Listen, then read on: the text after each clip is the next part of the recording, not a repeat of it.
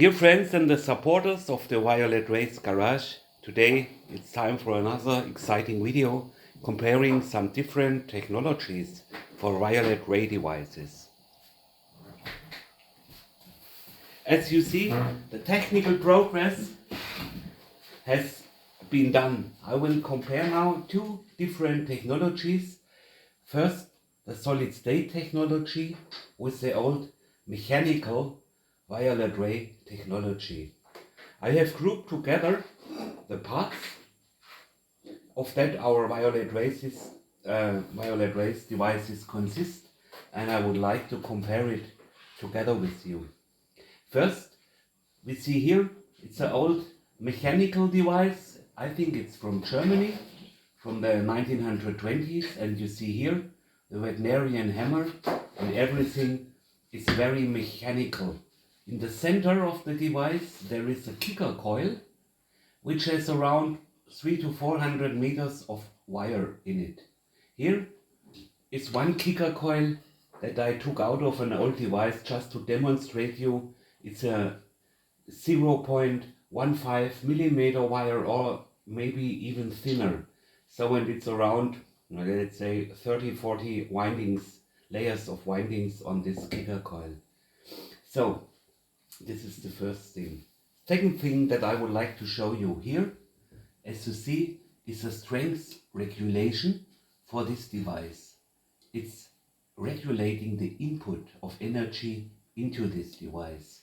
Here, in this hand, we have a rheostat, which is kind of a resistance that is reducing the power of the device after the kicker coil, not before, but after the kicker coil.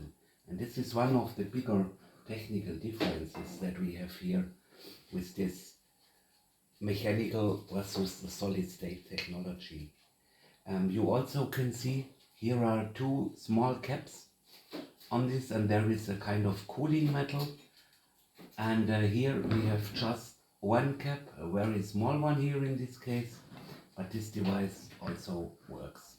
So now our violet rays consists of two different circuits. This is the first circuit. This is producing around 400 volts. Both of them are producing 400 volts. And these 400 volts are given into a Tesla coil, which is at the top of the devices. And here I would like to compare with you the different technologies also. Here is the industrial produced Tesla coil, and you see it's filled with kind of plastic, and it has two.